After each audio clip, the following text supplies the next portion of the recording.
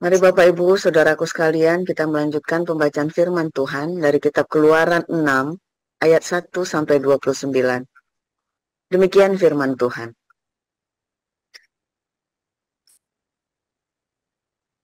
Selanjutnya berfirmanlah Allah kepada Musa, "Akulah Tuhan. Aku telah menampakkan diri kepada Abraham, Ishak, dan Yakub sebagai Allah yang Maha Kuasa. Tetapi dengan namaku, Tuhan, aku belum menyatakan diriku. Aku belum menyatakan diri. Bukan saja aku telah mengadakan perjanjianku dengan mereka untuk memberikan kepada mereka tanah Kanaan, tempat mereka tinggal sebagai orang asing. Tetapi aku sudah mendengar juga orang-orang Israel yang telah diperbudak oleh orang Mesir. Dan aku ingat kepada perjanjianku. Sebab itu katakanlah kepada orang Israel, Akulah Tuhan. Aku akan membebaskan kamu dari kerja paksa orang Mesir, melepaskan kamu dari perbudakan mereka, dan menebus kamu dengan tangan yang teracung dan dengan hukuman-hukuman yang berat. Aku akan mengangkat kamu menjadi umatku, dan aku akan menjadi Allahmu, supaya kamu mengetahui bahwa akulah Tuhan Allahmu yang membebaskan kamu dari kerja paksa orang Mesir. Dan aku akan membawa kamu ke negeri yang dengan sumpah telah kujanjikan, memberikannya kepada Abraham, Ishak, dan Yakub, dan aku akan memberikannya kepadamu untuk menjadi milikmu.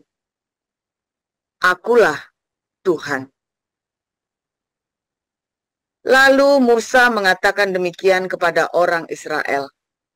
Tetapi mereka tidak mendengarkan Musa karena mereka putus asa dan karena perbudakan yang berat itu. Kemudian Tuhan berfirman kepada Musa, "Pergilah menghadap. Katakanlah kepada Fir'aun Raja Mesir bahwa ia harus membiarkan orang Israel pergi dari negerinya." Tetapi Musa berkata di hadapan Tuhan, "Orang Israel sendiri tidak mendengarkan aku. Bagaimanakah mungkin Fir'aun akan mendengarkan aku? Aku seorang yang tidak petah indah lidahnya." Demikianlah Tuhan telah berfirman kepada Musa dan Harun, serta mengutus mereka kepada orang Israel dan kepada Fir'aun Raja Mesir dengan membawa perintah supaya orang Israel dibawa keluar dari Mesir. Inilah para kepala kaum keluarga mereka. Anak-anak Ruben, anak sulung Israel, Henok, Palu, Hezron, dan Karmi. Itulah kaum-kaum Ruben. Anak-anak Simeon, Yemuel, Yamin, Ohad, Yakin, Zohar, dan Saul, anak seorang perempuan Kanaan. Itulah kaum-kaum Simeon. Inilah nama anak-anak Lewi menurut urutan kelahirannya.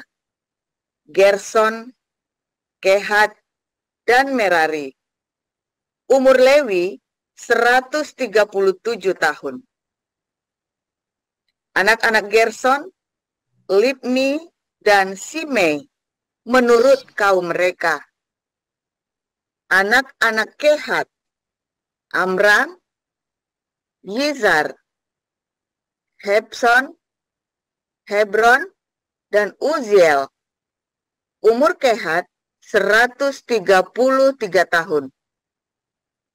Anak-anak Merari, Mahli dan Musi. Itulah kaum-kaum Lewi menurut urutannya. Dan Amram mengambil Yokebed, saudara ayahnya, menjadi istrinya, dan perempuan ini melahirkan Harun dan Musa baginya. Umur Amram 137 tahun. Anak-anak Isar, Korah, Nefek, dan Zikri. Anak-anak Uziel, Misael, Elsafan, dan Sitri. Dan Harun mengambil Eliseba, anak perempuan Aminadab, saudara perempuan Nahason, menjadi istrinya. Dan perempuan ini melahirkan baginya Nadab, Abihu, Eleazar, dan Itamar. Anak-anak Korah, Asir, Elkana, dan Abiasaf. Itulah kaum-kaum orang Korah. Eleazar, anak Harun, mengambil salah seorang anak perempuan Putiel menjadi istrinya, dan perempuan ini melahirkan Pinehas baginya. Itulah para kepala kaum keluarga orang Lewi menurut kaum mereka. Itulah Harun dan Musa yang diperintahkan Tuhan.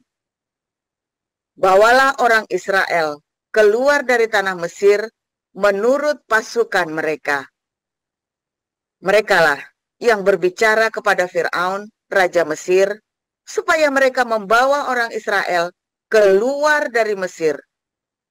Itulah Musa dan Harun. Pada waktu Tuhan berfirman kepada Musa di tanah Mesir, Tuhan berfirman kepadanya, "Akulah Tuhan, katakanlah kepada Firaun, raja Mesir, segala yang kufirmankan kepadamu." Tetapi Musa berkata di hadapan Tuhan,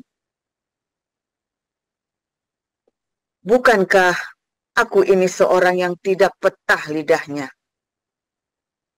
Bagaimanakah mungkin Firaun akan mendengarkan aku?" Demikian.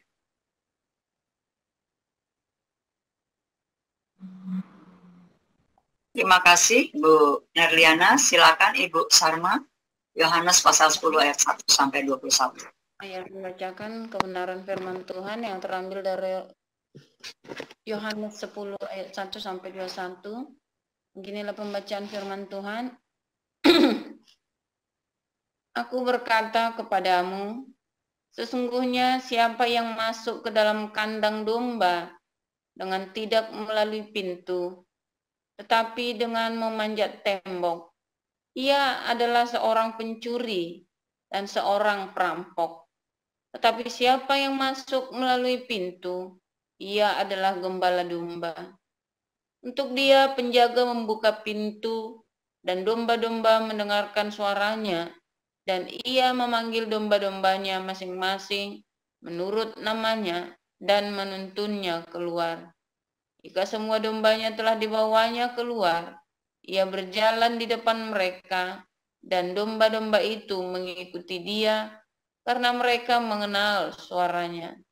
Tetapi seorang asing pasti tidak mereka ikuti, malah mereka lari daripadanya karena suara orang-orang asing tidak mereka kenal. Itulah yang dikatakan Yesus dalam perumpamaan kepada mereka, tetapi mereka tidak mengerti apa maksudnya ia berkata demikian kepada mereka. Maka kata Yesus sekali lagi, "Aku berkata kepadamu, sesungguhnya akulah pintu ke domba-domba itu. Semua orang yang datang sebelum aku adalah pencuri dan perampok, dan domba-domba itu tidak mendengarkan mereka. Akulah pintu, barang siapa masuk melalui aku, ia akan selamat, dan ia akan masuk dan keluar, dan menemukan padang rumput. Pencuri datang hanya untuk mencuri dan membunuh dan membinasakan. Aku datang supaya mereka mempunyai hidup dan mempunyainya dalam segala kelimpahan. Akulah gembala yang baik.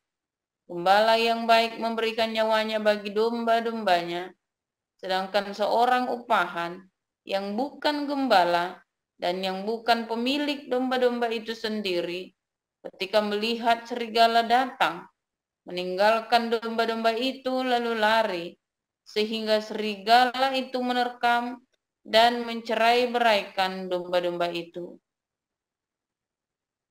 Ia lari karena ia seorang upahan dan tidak memperhatikan domba-domba itu. Akulah gembala yang baik, dan aku mengenal domba-dombaku, dan domba-dombaku mengenal aku. Sama seperti Bapa mengenal aku, dan aku mengenal Bapa, dan aku memberikan nyawaku bagi domba-dombaku. Ada lagi padaku domba-domba lain yang bukan dari kandang ini. Domba-domba itu harus kutuntun juga, dan mereka akan mendengarkan suaraku, dan mereka akan menjadi satu kawanan dengan satu gembala. Bapa mengasihi aku, oleh karena aku memberikan nyawaku untuk menerimanya kembali. Tidak seorang pun mengambilnya daripadaku, melainkan aku memberikannya menurut kehendakku sendiri. Aku berkuasa memberikannya dan berkuasa mengambilnya kembali. Inilah tugas yang kuterima dari Bapakku. Maka timbullah pula pertentangan di antara orang-orang Yahudi karena perkataan itu. Banyak di antara mereka berkata, "Ia kerasukan setan dan gila. Mengapa kamu mendengarkan dia?" Yang lain berkata, "Itu bukan perkataan orang yang kerasukan setan. Dapatkah setan membelaikan mata orang-orang buta?" Ya, terima kasih Bu Sarma. Silakan Bu Lilis. Yohanes 10 ayat 22 hingga 42 ya Bu. Baik. Tidak lama kemudian tibalah hari raya Pentahbitan Bait Allah di Yerusalem. Ketika itu musim dingin. Dan Yesus berjalan-jalan di Bait Allah di Serami Salomo. Maka orang-orang Yahudi mengelilingi dia dan berkata kepadanya, "Berapa lama lagi engkau membiarkan kami hidup dalam kebimbangan? Jika engkau Mesias, katakanlah terus terang kepada kami." Yesus menjawab mereka, "Aku telah mengatakannya kepada kamu, tetapi kamu tidak percaya. Pekerjaan-pekerjaan yang kulakukan dalam nama Bapakku, itulah yang memberikan kesaksian tentang aku. Tapi kamu tidak percaya, karena kamu tidak termasuk domba-dombaku. Domba-dombaku mendengarkan suaraku, dan aku mengenal mereka, dan mereka mengikut aku. Dan aku memberi hidup yang kekal kepada mereka, dan mereka pasti tidak akan binasa sampai selama-lamanya, dan seorang pun tidak akan merebut mereka dari tanganku. Bapakku yang memberikan mereka kepadaku lebih besar dari siapapun, dan seorang pun tidak dapat merebut mereka dari tangan Bapa. Aku dan Bapa adalah satu. Sekali lagi orang-orang Yahudi mengambil batu untuk melempari Yesus. Kata Yesus kepada mereka, "Banyak pekerjaan baik yang berasal dari Bapakku yang kuperlihatkan kepadamu. Pekerjaan manakah di antaranya yang menyebabkan kamu mau melempari aku?" Jawab orang-orang Yahudi itu, "Bukan karena suatu pekerjaan baik maka kami mau melempar engkau, melainkan karena engkau menghujat Allah, dan karena engkau sekalipun hanya seorang manusia saja menyamakan dirimu dengan Allah." Kata Yesus kepada mereka, "Tidakkah ada tertulis dalam kitab Taurat kamu, aku telah berfirman, kamu adalah Allah? Jikalau mereka kepada siapa firman itu disampaikan disebut Allah, sedang kitab suci tidak dapat dibatalkan, masihkah kamu berkata kepada Dia yang dikuduskan oleh Bapa dan yang telah diutusnya ke dalam dunia, engkau menghujat Allah? Karena aku telah berkata, aku anak Allah. Jika aku tidak melakukan pekerjaan Bapakku, janganlah percaya kepadaku. Tetapi jikalau engkau melakukannya dan kamu tidak mau percaya kepadaku, percayalah akan pekerjaan-pekerjaan itu, supaya kamu boleh mengetahui dan mengerti bahwa Bapa di dalam aku dan aku di dalam Bapa. Sekali lagi mereka mencoba menangkap Dia, tapi Ia luput dari tangan mereka. Kemudian Yesus pergi lagi ke seberang Yordan, ke tempat Yohanes membaptis dahulu, lalu Ia tinggal di situ. Dan banyak orang datang kepadanya dan berkata, Yohanes memang tidak membuat satu tanda pun, tetapi semua yang pernah dikatakan Yohanes tentang orang ini adalah benar. Dan banyak orang di situ percaya kepadanya. Demikian pembacaan firman Tuhan. Terima kasih Bu Lilis. Ya, renungan firman Tuhan hari ini berjudul Kamu adalah Allah. Silakan Pastor Paul. Haleluya, luar biasa firman Tuhan, selalu baru setiap hari bagi kita semua yang mengasihi Tuhan. Bentar, saya pindah channel dulu ya. Suara saya bagus kan? Apa putus-putus? Bagus. Bagus ya. Karena low bandwidth tadi ya. Apa-apa. Jadi, saudara, tadi kita membaca, ya ada yang menarik ya, dari cerita Musa ini ya. Kamu akan menjadi Allah bagi Firaun. Kamu kujadikan Allah bagi Firaun. Di dalam perjanjian lama ada 3 orang yang disebut Allah, saudara ya.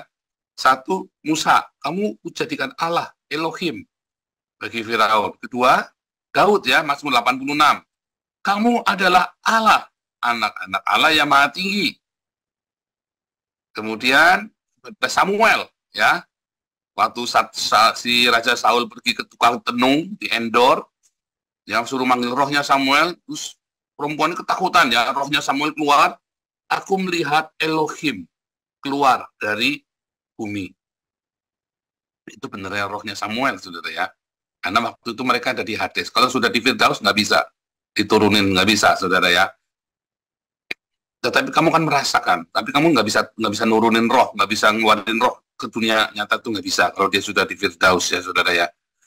Nah, terus saudara ada 3 ya. Dan kemudian Yesus berkata, akulah Allah, anak-anak Allah yang maha tinggi. Wah, orang Yahudi kejang-kejang, saudara, yang ngamuk, saudara ya. Mereka lupa bahwa Musa, Samuel, Daud pun disebut Allah.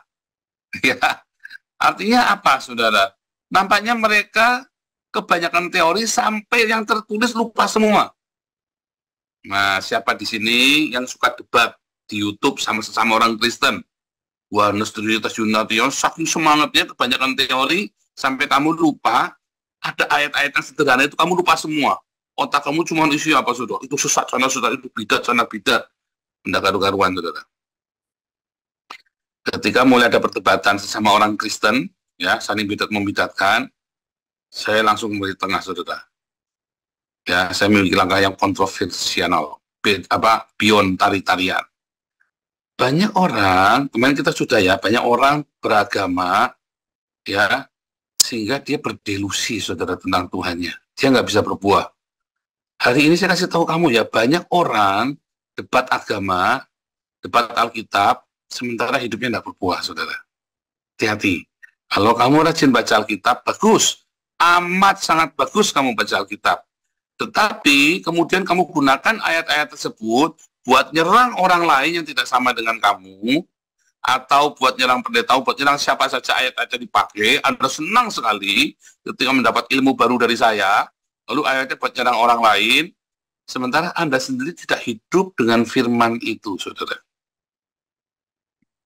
Akibatnya ada kebenaran yang luar biasa. Ini rahasia besar. Kamu adalah Allah. Kamu adalah Elohim. Kita semua yang lahir baru, maka hidup kita akan dipenuhi dengan Roh Kudus, saudara. Kalau hidup kita dipenuhi Roh Kudus, maka kita akan apa, saudara? Kita akan menjadi Elohim dengan sendirinya, saudara. Kan Roh Kudus menguasai hidupmu, penuh melimpah sampai tumpah ruah itu ya, urapan itu ya. Kamu ngomong ya, bara davar, saudara, tercipta sesuai dengan perkataanmu, saudara. Syaratnya kamu harus melimpah dengan ruh, dengan ruah kodes, dengan hagia pneuma, dengan Roh Kudus. Kamu harus melimpah, itu syaratnya, nggak ada cara lain. Bagaimana cara melimpah dengan Roh Kudus? Apabila kamu hidup selalu membaca firman Tuhan dan berdiakonia, mengasihi, mengampuni, memberkati, hidup bersahaja, saudara. Ingat-ingat ya kata kuncinya ya, hidup bersahaja. Makanya hindari pendeta-pendeta yang berpakaian parlente, bermewah-mewah. Urapannya palsu, saudara. Mujizatnya palsu. Hati-hati, saudara. Ya. Tetapi Anda, ayo hiduplah sederhana. Iya Pak, mau mewah-mewah gimana Pak, motor aja belum lunas. Oh, belum tentu, saudara. Sederhana itu relatif, ya. Kamu gajinya cuma 4 juta, tapi kamu pengennya handphonenya yang harga 5 juta. Itu nggak sederhana hidupmu, saudara. Gajimu cuma 10 juta, tapi kamu pengennya ya laptopnya pakai Apple, ya, pakainya iPad, pakai iPhone 13 yang terakhir. Bajunya harus yang bermerek, ya kan? Wah, kamu nggak hidup sederhana, kopul-kopul kamu, saudara, biar gaji 10 juta juga. Bahkan gajimu 100 miliar pun, ya, penghasilanmu 1 miliar sebulan. Saya itu belajar dari siapa, saudara? Dari donaturnya kursi roda loh itu, saudara. Saya itu matanya sampai melongo saya, saudara. Ya. Donaturnya kursi roda kita itu, hidupnya sederhana sekali, itu miliarder itu, saudara. Punya pabrik segede gaban begitu ya. Tapi hidupnya sederhana. Makan ya makan enak, kalau pergi makan enak, namanya orang makan mau seberapa sih, seberapa kuatnya Anda makan. Tapi pakaiannya sederhana, punya hotelnya juga sederhana. Saya bangga, saudara ya, dia ada dalam komunitas kita. Saya bangga sekali. Saya bisa buat cerita sama kalian. Ini orang hidupnya sederhana, saudara. Nggak bermewah. Ini miliarder, kasih 1000 kursi roda buat kita. Berarti berapa tuh? Kalau satu kursi roda 4 juta saja ya, berarti dia kasih 4 miliar itu buat kita, itu saudara, donasinya tuh. Tapi hidupnya sederhana, bayangin, saudara. Ya, harusnya orang Anda semua yang masih pengen hidup bergaya hidup mewah malu, saudara ya. Ini orang kasih 4 miliar nih buat donasi buat komunitas kita saja, hidupnya sederhana. Hidup sederhana itu bukan Anda terus pakainya compang-camping, enggak. Ya, pakainya yang rapi, disetrika. Ya, rambutnya jangan sampai rambutnya tidak karu-karuan, botak-botak, sembawut-sembawut tidak karu-karuan, yang rapi, saudara ya. Tapi hidup sederhana, nggak usah pakai beli yang harus mahal, harus bermerek, nggak usah, saudara. Juga nggak perlu berimitasi, yang biasa saja. Kalau kamu cinta Tuhan sungguh-sungguh, kamu hidup ya mengasihi Tuhan, membaca firman, berdiakonia, jaga hidupmu dalam kekudusan, kamu penuh dengan pengampunan senantiasa, kamu selalu siap melepaskan berkat, mulutmu selalu mengucapkan berkat. Apa yang terjadi, saudara? Maka dengan kesederhanaan, urapan itu real. Nah, saya bolak-balik cerita Pendeta Yahya Silas ya. Orangnya itu sederhana, kemana-mana pakainya putih-putih, saudara ya. Kalau memang dulu saya kan di GPPS kan wajib putih-putih kalau pelayan Tuhan pendeta itu kan. Kemana-mana putih-putih, saudara, bajunya, baju putih-putih beli di pasar, beli sama saya. Beli putih-putih itu ya, kalau baju, yuk nemenin om mana ke toko itu beli baju murah, saudara ya. Ini buat kamu juga nih, kalau pelayanan. Baju dia murah, nggak ada mereknya. Saya waktu saya kerja bajunya selalu eksekutif 99 di Narici, saudara ya. Atau bajunya selalu yang merek. Wah, dia itu masih beli di pasar, saudara. Ya, beli di pasar, bukan beli di mall. Padahal ini orang kaya, orang tajir melintir di pendetanya ya. Bukan karena sumbangan pendeta jadi jemaat, bukan. Tapi karena memang dia bekerja. Dia dulu dokter kalau nggak salah ya. Kaya raya, saudara. Terus dia kalau datang, ya saudara ya, datang tumpang tangan, hidupnya sederhana. Oh, Banyak orang pakainya mewah terus kelihatannya urapan. Ini hidupnya sederhana, pakaiannya sederhana, saudara. Suara nyanyi jemblero, saudara. Tapi kalau dia sudah tumpang tangan, bilurnya, wah kalau udah nyanyi begitu, saudara, wah jangan tanya loh, setan yang jengking, saudara. Serius ya, sepupu saya pernah kerasukan setan ya, gara-gara dia sering ke Gunung Kawi, ya, keluarganya kan. Terus dia rupanya kenapa kesambet gitu ya, saudara ya. Terus dia suka kayak gini, kayak ada sarang laba-laba ya, dia suka gitu-gitu ya. Terus suatu ketika dia ikut kita naik bis rame-rame, kesurupan saudara ya. Dia cuma diam, wah orang panik semua, takut kan, itu tinggi besar sepupu saya, tinggi besar saudara ya. Terus udah diam. Ada kuasa dalam darahnya, darah domba Allah. Wah jeblak saudara. Itu cuma dinyanyiin saja jeblak saudara. Itu beneran kita itu ini orang hamba Tuhan sederhana. Jadi urapannya bukan dihasilkan dari barang parlente, dari hidup yang mewah. Naiknya mobilnya Jetstar saudara, Truntung, pick up saudara ya kemana-mana. Tetapi dialah Allah. Ya, hurufnya kecil ya. A kecil maksudnya artinya bukan Allah yang itu, bukan. Tapi karena Roh Kudus menguasai hidupnya, maka Tuhan bilang, ya, kamulah Allah, anak-anak Allah. Maksudnya begitu, Bene Elohim.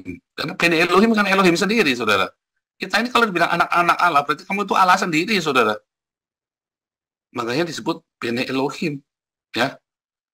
Kalau bilang anak manusia, manusia. Ya, oh Yesus manusia, tapi dia anak manusia. Kamu adalah manusia dengan roh Allah di dalam kamu. Makanya kamu disebut anak Allah. Kamu adalah anak manusia. Kita ini manusia biasa semua. Ya, tetapi karena roh Allah berkuasa atas hidup kita, maka yang terjadi adalah apa? Saudara?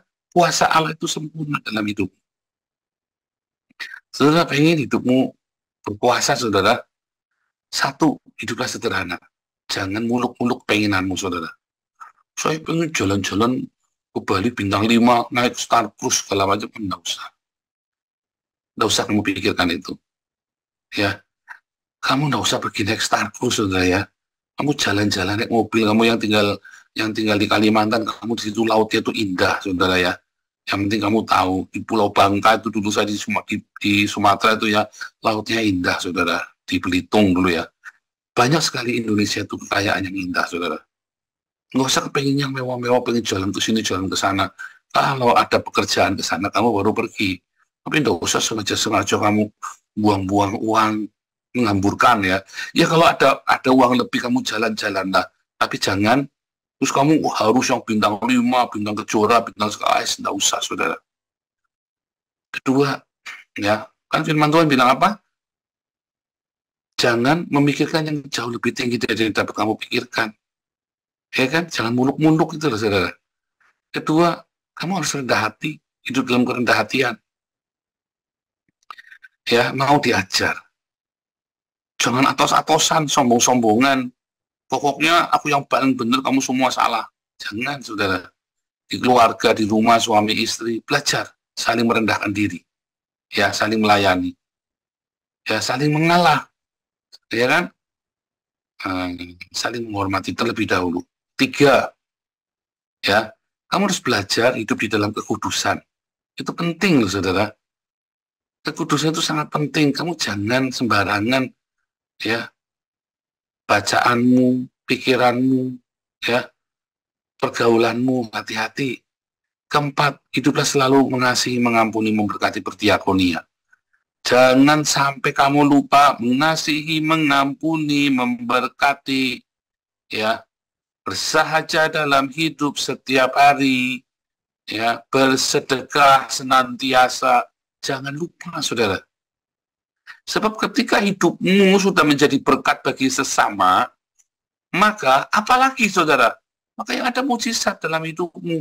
Perkataanmu, kalau kamu saja dalam materi saja sudah mau berbagi dengan sesama, maka perkataanmu pun akan jadi berkat. Bukan cuma hidupmu, bukan cuma materimu, tapi perkataanmu pun akan jadi berkat. Perkataan yang jadi berkat itu bukan cuman apa namanya, kamu hebat, bukan, saudara. Menjadi berkat waktu kamu ngomong, sembuh, dia sembuh, saudara. Serius, Anda semua yang sakit hari ini ya, saya kata ya, kamu percaya, ya, ada kesembuhan di dalam nama Yesus, kamu sembuh, saudara. Ya, orang ngutukin saya saja bisa sakit. Orang ngutukin saya bisa jungkel, saudara, serius. Apalagi kalau saya mengucapkan berkat buatmu. Kamu percaya hari ini di dalam nama Yesus, kamu sembuh, saudara. Dan sudah banyak ya orang disembuhkan di dalam komunitas ini. Ya, banyak sudah ya yang sembuh di komunitas ini, yang alami mujizat. Tapi kamu terimanya harus dengan sukacita, dengan hati yang benar. Loh, kamu terimanya ke sini, datang ke sini sambil misui saya. Kamu datang ke sini sambil misui saya. Enak teriak-teriak, suruh ngampuni, suruh ini, apanya, diakonia, apa, donasi terus. Ya kamu sambil misui saya, bagaimana ke sini kamu dapat berkat? Kamu datang ke sini itu dengan siap mendengar firman Tuhan. Jangan misui saya, kamu datang ke sini misui saya, ya repot. Sayanya nggak ngapa-ngapain. Tapi saya lagi mengucap berkat, kamu nggak mau terima berkat. Ingat dulu pelajaran, berkat sama kutuk itu berasal dari kata yang sama ya. Berkat ya, barah itu ya, itu artinya sama dengan kutuk, saudara ya. Jadi hati-hati ketika saya mengucapkan berkat pada kamu lalu kamu nolak, jadi kutuk itu, saudara. Jadi kalau saya saya udah angkat ini, yebaraka ya, kiranya Tuhan memberkati kalian, ya kan, memberkati kalian, ya. Nah itu kamu harus dengan ya Tuhan, amin. Kalau kamu tolak, wah, berkat gundul peyang, jadi kutuk, saudara. Hati-hati, saudara ya. Kan Yesus bilang, kalau kamu ucapkan shalom, orang itu terima shalom kamu, maka dia akan terima berkatnya. Tapi kalau dia tolak, lepaskan kaki dari kakimu, sesungguhnya hukuman Sodom dan Gomora lebih berat daripada mereka. Perkataanmu itu ya berkuasa, karena kamu adalah Elohim, Bene Elohim. Mazmur 86 ya. Dan tadi kita baca dalam Yohanes 10 ayat 34. Kamu adalah Elohim, Bene Elohim. Ya. Wah, saya gara-gara saya ngomong aku adalah Elohim, Buriwali kejang-kejang, belum miso-miso, saudara ya. Dia nggak baca, karena banyak orang debat dogma, dia lupa ayatnya tertulis dengan jelas seperti itu. Dia debat dogma ya, wah, ini dogma, hafal semua tulisan Bapak gereja, simbol gereja, buyutnya gereja, hafal semua. Tetapi yang tertulis di Alkitab dia bisa lupa. Banyak orang juga, tapi ada orang yang hafal tertulis di Alkitab, tapi dia nggak ngerti kalau itu dia tertulis, dia tahu ada tertulis, tapi dia nggak ngerti. Karena apa, saudara? Kebanyakan teori hidupnya. Bukannya baca itu aku mau lakukan, baca aku mau lakukan. Tapi ini baca buat kritik ini, buat kritik itu, mampus, saudara. Akhirnya dia nggak ngerti apa-apa. Kamu kalau baca Alkitab, ya, bacaanmu tuh, kamu ngerti nggak yang kamu baca? Kamu tahu nggak Tuhan bicara kepada kamu lewat ayat itu setiap hari? Ya, Tuhan bicara kepadamu. Jadi, saudara, kamu adalah Elohim. Perkataanmu itu mencipta. Ya, avara kedavar. Ya, terciptalah sesuai remamu. Ya kan, avara kedavar kan, yehi wa yehi, terjadi maka terjadilah. Nah, jadi ayo saudara, kita hidup, beresin hidup kita. Kamu mau perkataanmu itu mencipta penuh kuasa, bukan retorika, ini benar saya ngomong ya. Oh, praktek, kalau saya ngomong itu dipraktekkan, dicoba, jangan, ini kan pengajaran-pengajaran simpel setiap hari kan. Kamu coba praktekkan tiap hari, kamu catat, kamu lagi mau bikin apa nih 2024. Ya, setiap tahun kan kita kasih tema, ya. Dulu saya pertama Jehovah Rafa, Jehovah Jireh, Jehovah Shalom, ya, Jehovah Syama, Jehovah Sebaot. Kamu ngalami enggak? Kita mah Jehovah Rohi, Tuhan Gembalaku. Kita mah mengalami itu, ya. Kita praktek Jehovah Jireh, kita ngalami, Jehovah Syama kita ngalamin, Jehovah Rohi kita lewat. Jehovah Sebaot kita lewati, saudara, kan kita aminkan, kita mengalami. Praktek, saudara ya.